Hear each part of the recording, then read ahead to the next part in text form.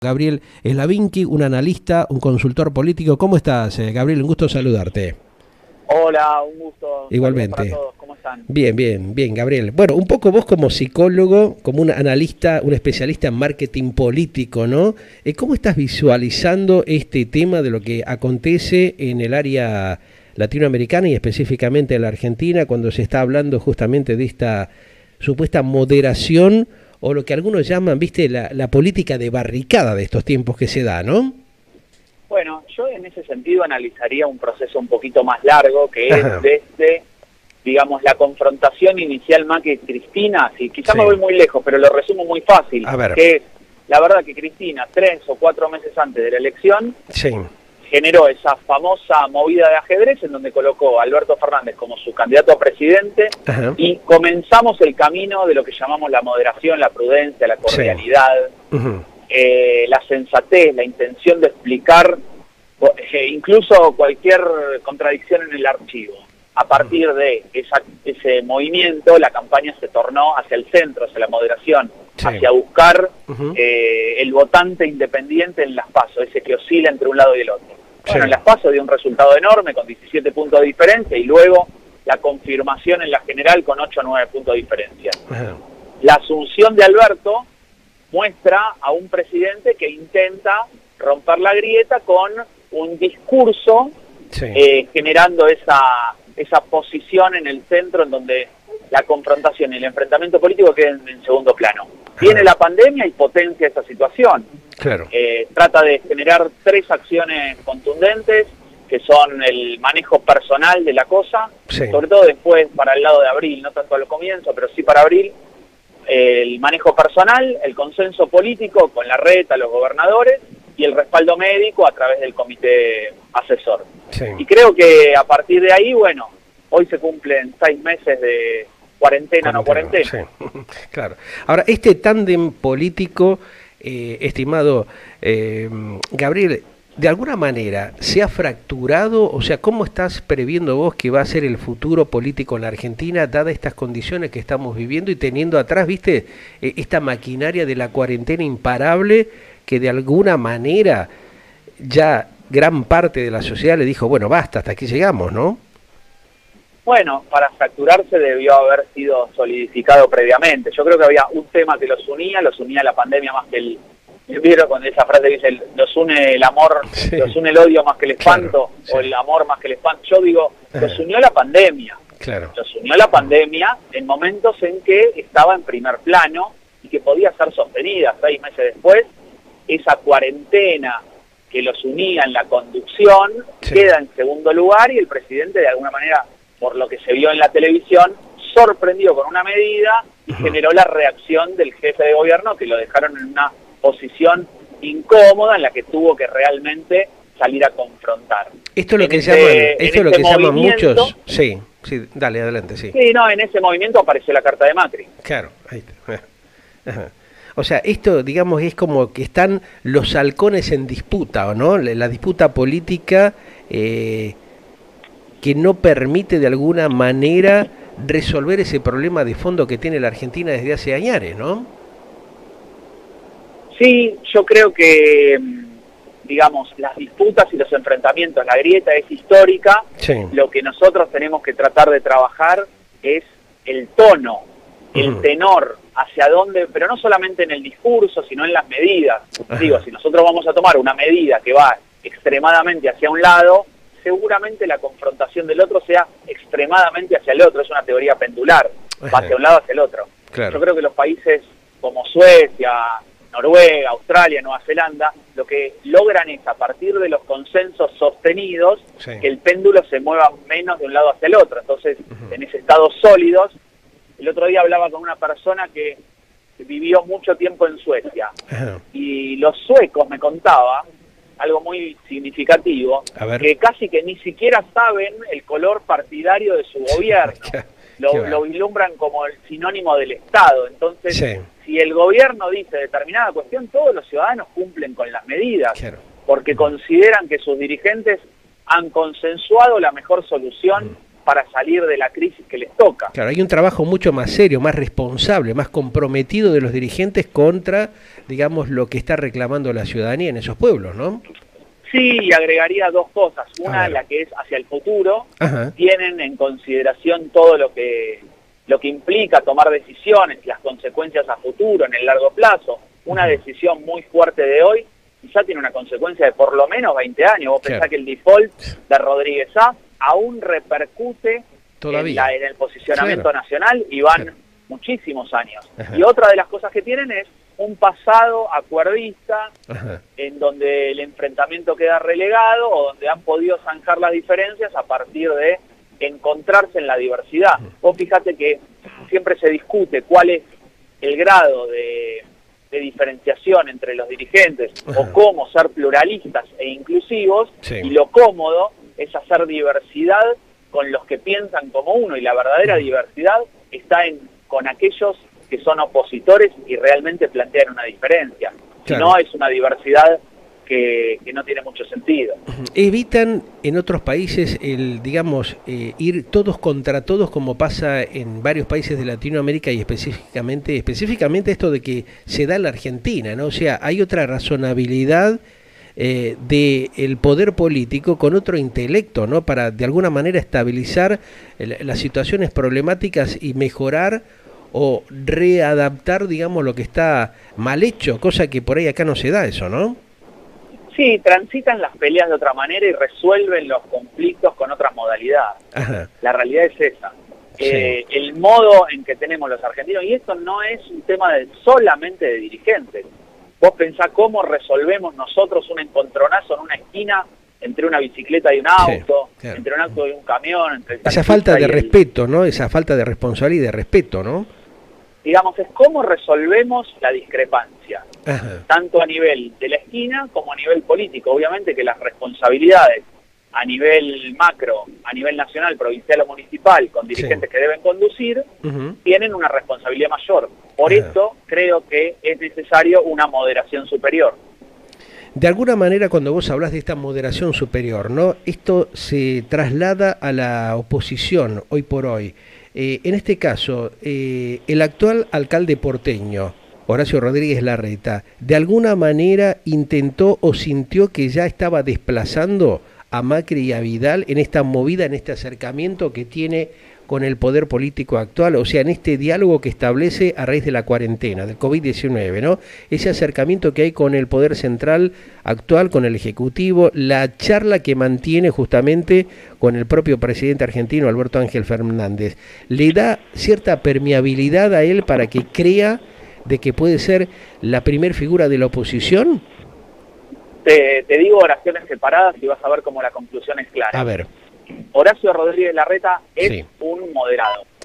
Es un animal político. Claro. Es un animal político. Sabe que el posicionamiento que logró Alberto Fernández en la campaña como moderado, prudente, cordial, sensato, le hizo ganar la elección. No es tonto. Sabe que ese es un buen posicionamiento. Olfatea toda esta realidad, ¿no? O sea, de lo que ha acontecido. Si Alberto Fernández pierde esa posición, naturalmente le queda a él. Durante la pandemia lo han colocado en primer plano. Fue el presidente de los argentinos el que lo puso en primer plano en las conferencias de prensa con Axel Kicillof. La confrontación posterior es la que hace que Macri tome la escena con esa carta, pero no fue una responsabilidad de él. Yo creo que en la estrategia 2023 de Horacio Rodríguez Larreta como presidente estaba la confrontación, pero más adelante, no en este instante que decidió el presidente que ante el crecimiento en las encuestas del jefe de gobierno, alcalde de la ciudad... Se asustaron un poco, ¿no? ¿Genera un poco de miedo, asustó al gobierno actual? Bueno, un poco puede ser que sea asustar y otra poco puede ser que sea una presión interna y completa el esquema que estratégicamente saben que va a ser difícil desgastarlo, entonces arrancan antes. probablemente... No le hace bien al país eso, ¿no? Está claro. No le hace bien, claro. Ese es el quid de cuento, la base de toda esta problemática que se vive. Tal vez desde tu análisis y desde lo que podría ser tal vez tu óptica de consultor, de analista político local, ¿no? ¿Puede haber influido el hecho de que la vicepresidenta Cristina Fernández de Kirchner tema o puede haberse planteado en su entorno un posible acuerdo, tal vez no dado a conocer internamente dentro del actual gobierno, de un posible acuerdo entre el propio presidente argentino Alberto Fernández y el actual alcalde Larreta, que puede haber molestado de alguna manera este acercamiento que hubo entre estos dos políticos? Un presidente y un gobernante de una ciudad tan importante como es la plena capital federal de la Argentina. Se habló mucho, pero muchísimo, de esa posibilidad de acuerdo hacia el 2023, desplazando a Cristina. Pero son los rumores típicos de la política, sobre todo la nacional, en donde cuando ven cierto consenso y moderación, ya se habla de un acuerdo por debajo de la mesa. Y en realidad, lo que deberíamos acostumbrarnos es que ante frentes heterogéneos opositores, el ala moderada de cada uno de los sectores tienda puentes. Es necesario tender puentes para poder gobernar en acuerdos y generar el largo plazo, porque no se puede ir 4 años para un lado y luego en el mismo tema 4 años para el otro. Es ridículo a nivel nacional, no le pasa en general a las naciones. Hay determinadas cosas que se mantienen. El famoso caso de la política exterior americana o el acuerdo de la Moncloa en España. Hay un montón de ejemplos que podemos estar de acuerdo o no, en Uruguay también. Pero es imposible ir para un lado o para el otro. Lo que pedimos los ciudadanos es que se vaya para un lado sostenidamente. Uno puede ser muy bueno por derecha, por izquierda, por arriba o por abajo. Pero finalmente hay que elegir el camino por el cual ser bueno. Es como un equipo de fútbol. Si elige tirar el pelotazo hacia los 2-9 que tienen mucha fortaleza, porque esa es la forma de triunfar, ganar y ser efectivos, o jugar todo por abajo como el Barcelona y luego dársela a la figura. ¿No? Estoy dando ejemplos que son para que se entiendan. Actuar como un Messi, o sea, de alguna manera sería como llevándolo al campo deportivo, ¿no? Actuar como un Messi, como DT, cuando realmente él es el capitán del equipo, ¿no? O sea, es esas jugadas que a veces, viste, se contraponen y se enfrentan a la realidad de lo que se vive. Por eso tal vez... Yo creo... Sí, decime. Me parece que el paralelismo deportivo apunta específicamente a entender de que hay que elegir un camino. Hay que elegir un camino y acordarlo, consensuarlo en el largo plazo. Es como si el presidente no pudiese acordar el largo plazo con su director técnico y cada vez que venga un presidente nuevo, cada 4 años, cambie todo el equipo y compre un equipo totalmente diferente. No se puede, jamás vas a tener triunfos sostenidos, porque no hay un proceso recorrido. No hay una continuidad de los proyectos que siempre quedan, o cada 4 años o cada 8 años, quedan en el camino, no se le da continuidad, ¿no? Eso afecta directamente no solamente la credibilidad de un país, sino la continuidad justamente de establecer una equidad dentro del ámbito de la economía y dentro del ámbito social y educativo también, porque va todo detrás dentro del mismo paquete, como dicen muchos, ¿no? Sí, exactamente así, coincido en esa lógica. Por eso soy de los que sostiene que tender puentes, finalmente la ciudadanía reconoce a los dirigentes que terminan tendiendo puentes. Claro, ahí está.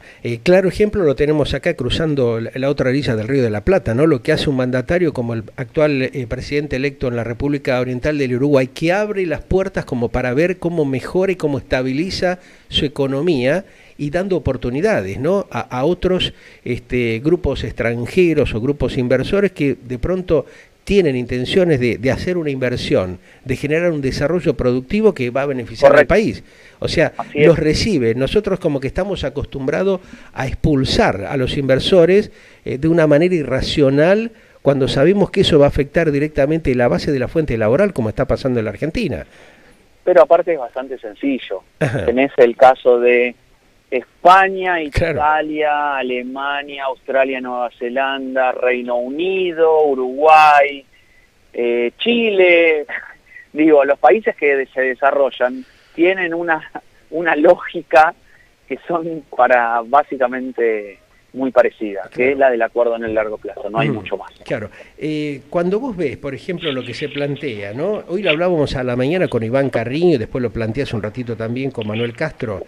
Estimado Gabriel, uno ve que se van dando, viste, esas variables entre la disputa que hay entre la propia capital federal y la provincia de Buenos Aires, ¿no? Sí, cuando hay, correcto. digamos, esa cuestión que se acrecienta la disputa por el mayor porcentaje de la coparticipación, ¿no? Donde se le saca, como se ha visto en estos días y en estas horas, un porcentaje importante de la capital para debilitar el manejo de las estructuras políticas, ¿no? En desmedro tal vez de los intereses que hay siempre dando vueltas. ¿De qué manera esto se puede compensar o cómo sería lo adecuado, según tu visión, para evitar este daño tremendo que se les ocasionan a un u a otro distrito?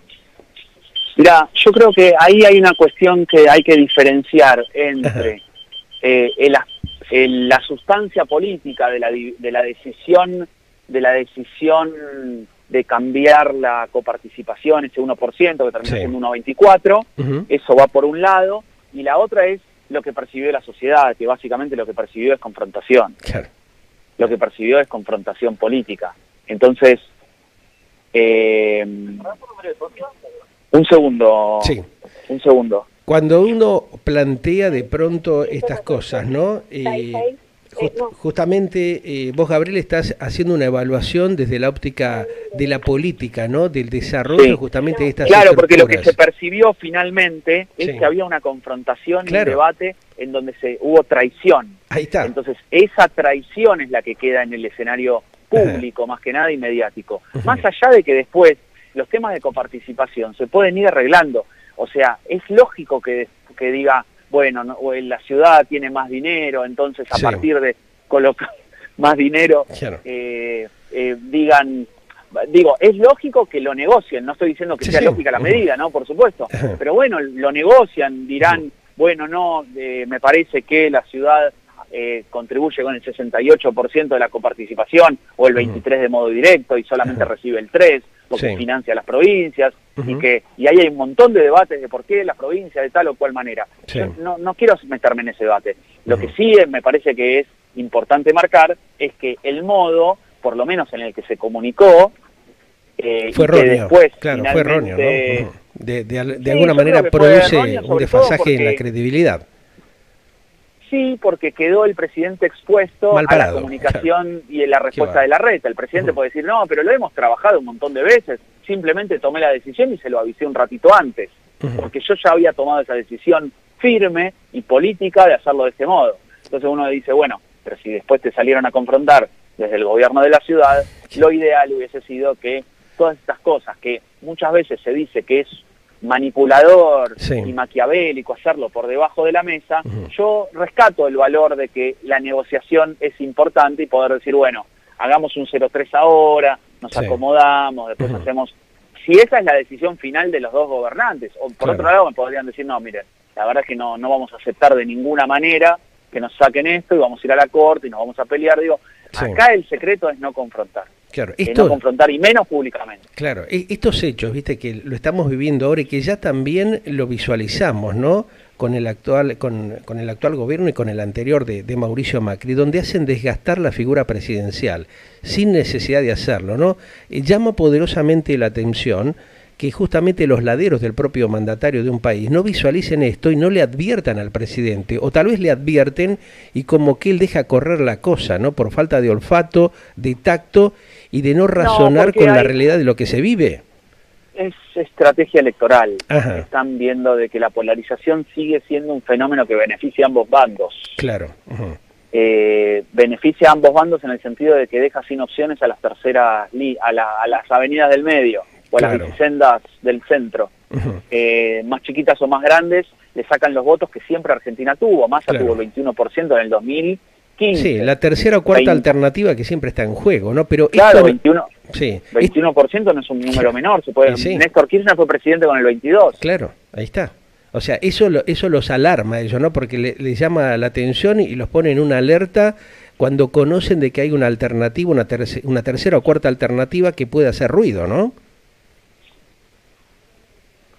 De alguna Exacto. manera vos y la lo forma visualizás de así. conseguir los votos para ganar esas elecciones Ujú. es reduciendo a las terceras opciones, y las terceras opciones por polarización es una de las estrategias posibles para reducirla. Claro. Va más en esa línea que es Ajá. electoral, Claro. más que pensando en los valores nacionales.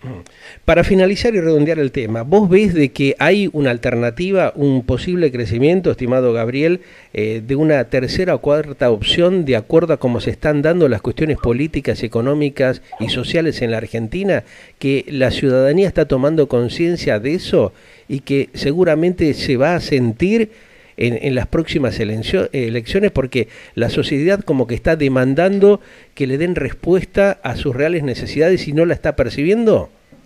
Es prematuro aventurar esa cuestión porque Ajá. hay temas de pandemia, Sí. de salida de crisis sanitaria, de cuarentena y sobre todo la consecuencia económica de las decisiones tomadas. Ajá. Por otro lado, a nivel electoral y político, diría Sí. que cuando hay una gran polarización, como en este caso, se vota mucho más en contra de que a partir de una racionalización Ajá. y un voto más lógico, por llamarlo Claro. de alguna manera, como Ujú. diciendo, mira, si todos se pelean, voy a votar a la tercera alternativa. Ajá. En definitiva, lo que da la sensación es que ante una crisis económica Sí. y sanitaria, Ujú. Ante una crisis sanitaria esto puede de alguna manera, digamos, afectar eso que se llama, digamos, la imagen que a veces está en juego, ¿no? Puede ser por ese lado la cosa también. Bueno, parece que perdimos la comunicación. Bueno, por lo menos pudimos redondear un poco el análisis de Gabriel Slavinki.